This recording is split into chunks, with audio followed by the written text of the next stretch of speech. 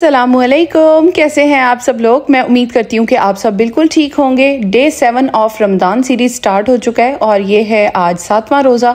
रमज़ान इतनी तेज़ी से गुजर रहा है कि बिल्कुल पता ही नहीं चल रहा। सुबह सुबह सहरी में जब मैं उठी तो जो है आपको तो जैसे पिछले व्लॉग में आपको आइडिया हो गया होगा कि पिछले दिन जो थी मेरे घर में इफ्तार पार्टी थी, तो रात को सब लोग बहुत थक गए थे और काफ़ी देर से सोए थे।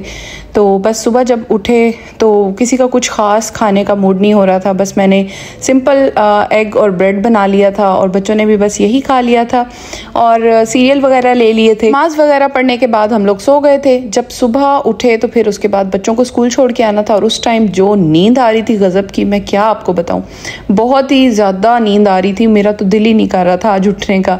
तो खैर बच्चों को तो स्कूल छोड़ना था। आज मेरे हस्बैंड का वर्क फ्रॉम होम था। एक अच्छी बात ये थी कि ड्राइव भी उन्होंने की, हम बच्चों को स्कूल छोड़ के आ गए और मौसम था तो बहुत प्यारा, लेकिन नींद ने मत मारी हुई थी मेरी। तो मैं तो घर आई, आने के बाद खूब आराम सुकून से मैंने अच्छा खासा रेस्ट किया क्योंकि जो है मुझे बहुत ज़्यादा नींद आई हुई थी। और कई दिन ऐसे होते हैं कि आपकी एनर्जी बिल्कुल डाउन हुई हुई होती है।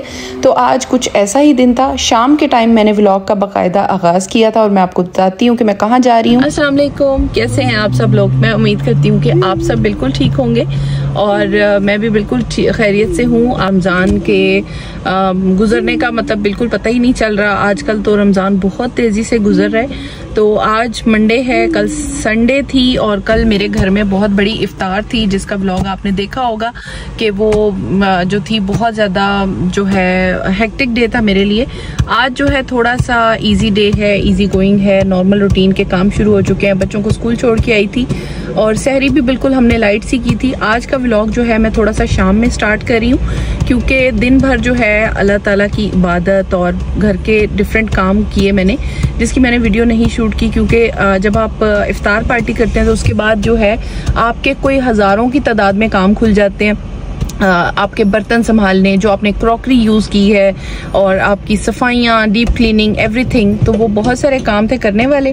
और वो करने के बाद आज जो है लोग जा रहे हैं शॉपिंग मॉल और मैं उसकी रीज़न आपको बताती हूँ। यहाँ पे सबसे पहले तो हम लोग आ चुके हैं पेनरिथ शॉपिंग सेंटर और इसको कहते हैं वेस्टफील्ड। काफ़ी ज़्यादा फेमस है। हम लोग यहाँ पे स्पेसिफिकली एक रीज़न की वजह से आए थे। एक मशीन मुझे चाहिए थी जो कि सिर्फ और सिर्फ अवेलेबल थी पेनरिथ शॉपिंग मॉल के अंदर, मतलब वेस्टफील्ड के अंदर। और ये सिर्फ एक ही शॉप पे अवेलेबल थी, उसका नाम है बिग डब्ल्यू। और बिग डब्ल्यू में भी स्पेसिफिकली ये पेनरिथ वाले बिग डब्ल्यू पे अवेलेबल थी। तो यहाँ पे हम लोग पेनरिथ पहुंच चुके हैं। शाम के टाइम हम आए थे। यहाँ पे हम लोग सर्च कर रहे थे कि ये बिग डब्ल्यू कहाँ बना हुआ है क्योंकि मैं खुद भी फर्स्ट टाइम आ रही हूँ और यहाँ पे हमारी लोकेशन हमें मिल चुकी है और हम लोग आ चुके हैं। तो वहाँ पे डायरेक्शंस होती हैं, आप वहाँ पे चेक कर सकते हैं कि आपने किस डायरेक्शन में जाना है। तो यहाँ पे आते साथ जो है मेरी जैसी आदत होती है लड़कियों की कि इधर उधर ज़रूर देखना होता है क्या लेने हम जो चीज़ आए हैं उससे हट के हम ज़रूर देखेंगे। अच्छा, अभी हम लोग आ चुके हैं किचन बिग डब्ल्यू के अंदर। यहाँ पे बहुत बड़ा बिग डब्ल्यू है पेनरिथ का। मैं फर्स्ट टाइम आई हूँ यहाँ पे। तो अभी हम जा रहे हैं किचन सेक्शन की तरफ। यहाँ पे जी इनका किचन सेक्शन।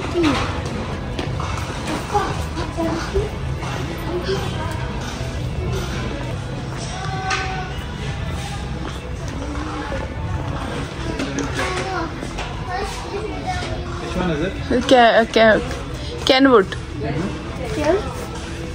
यहाँ पे हम लोग इनके किचन की अप्लाइंसेस सेक्शन में आ चुके हैं। मुझे जो ब्लेंडर मशीन चाहिए थी वो मैं सर्च कर रही थी यहाँ पे।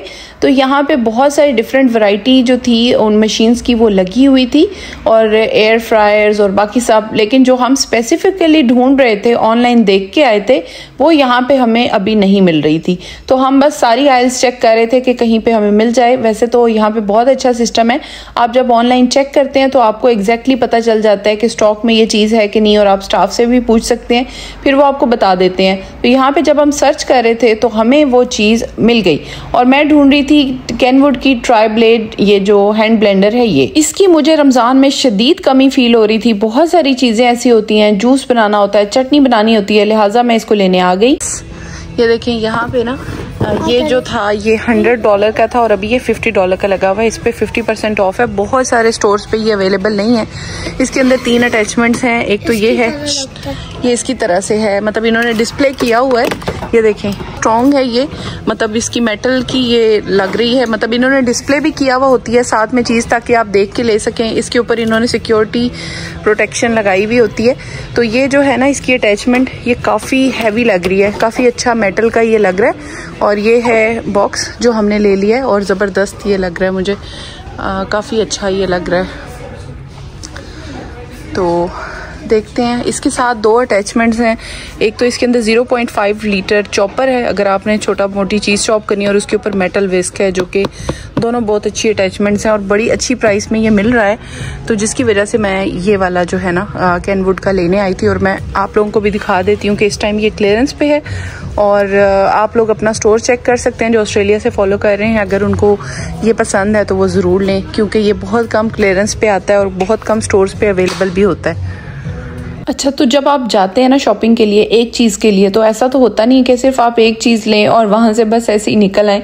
तो हमने अपनी मशीन तो ले ली थी। उसके आगे जब हम आए वापस जाने के लिए तो हमने देखा कि यहाँ पे शूज़ के ऊपर बहुत अच्छी क्लियरेंस लगी हुई है।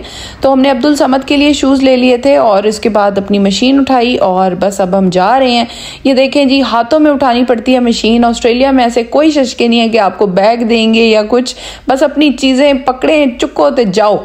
बस अभी हम लोग जा रहे हैं वुलवर्स की तरफ, क्योंकि मुझे एक छोटा सा काम है। वुलवर्स यहाँ पे नीचे ही बनी हुई थी, तो गाड़ी की तरफ जाते जाते रास्ते में हमें ये नज़र आ गई। और वैसे भी रोज़मर्रा की कोई ना कोई चीज़ तो लेनी पड़ ही जाती है, जिसकी वजह से ना अगर आपका चक्कर लग रहा हो तो आप कहते हैं कि चलो अब रास्ते में ये भी है तो इससे पिक कर लेते हैं। तो मुझे पार्किंग की तरफ जाते जाते वुलीस नज़र आई तो मैं इस तरफ आ गई।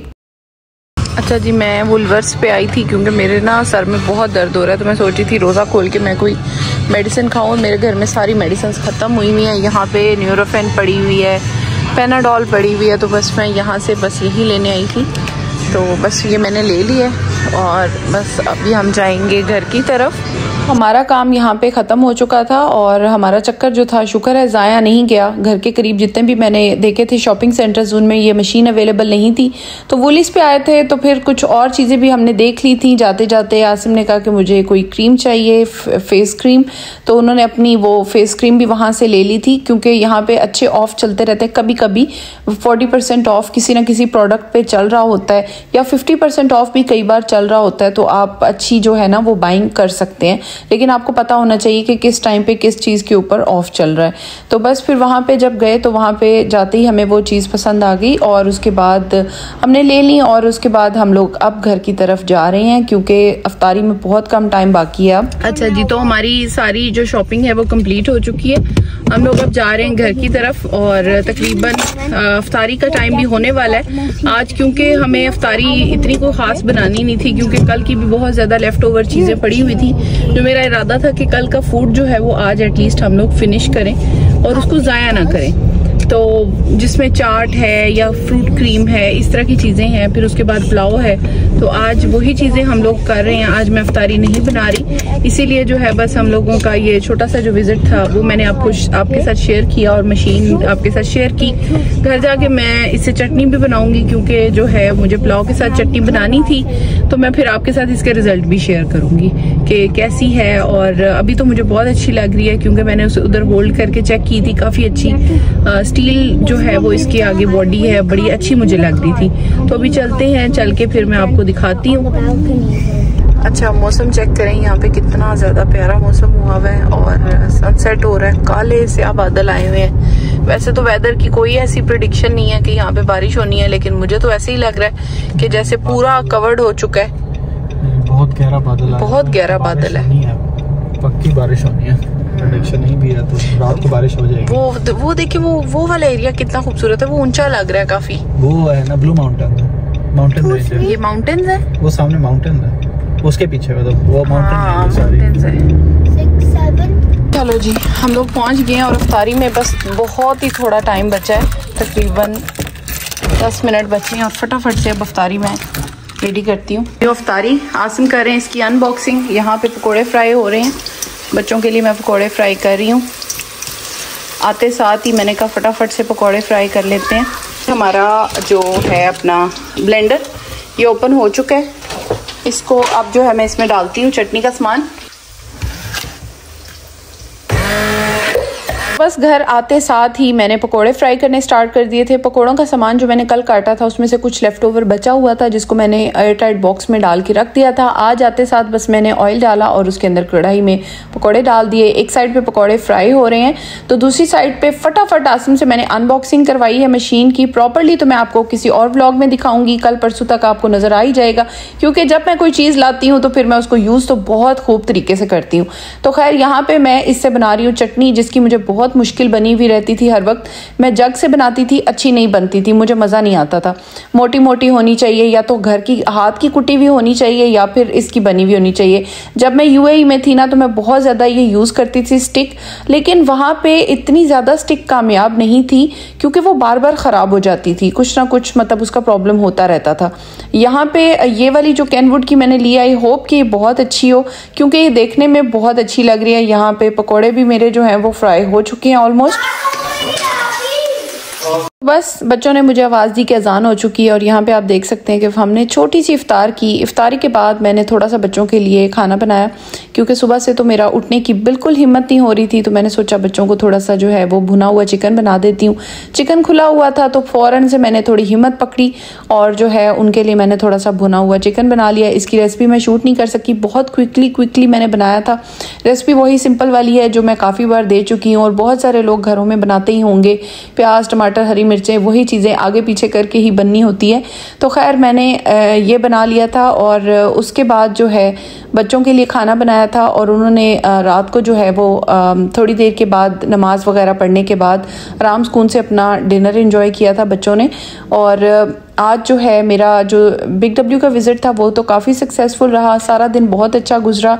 डे 7 भी जो है हमारा आज रमज़ान का अल्हम्दुलिल्लाह डन हो चुका है और अल्हम्दुलिल्लाह बहुत ज़्यादा अच्छा बाबरकत रमज़ान का महीना जा रहा है और मैं दुआ करती हूँ कि सबके लिए ऐसे ही हो। उसके बाद इशा की नमाज़ जब मैंने पढ़ी तो उसके बाद मेरी तो हिम्मत ख़त्म हो गई थी। उसके बाद बस दिन जो है वो ओवर हो चुका था तो शाम को मेरी थोड़ी सी तबीयत ख़राब हो रही थी। तो फिर मैंने उसके बाद जो है अपनी ग्रीन टी बनाई और वो इंजॉय की, आराम से अपना पीसफुल टाइम किया, मी टाइम इंजॉय किया और इस तरह से हमारा आज का दिन स्पेंड हुआ। आई होप आपको मेरा आज का व्लॉग काफ़ी ज़्यादा पसंद आया होगा। अगर आपको मेरा आज का व्लॉग पसंद आया हो तो please don't forget to subscribe, like, share and comment. Thank you so much for watching.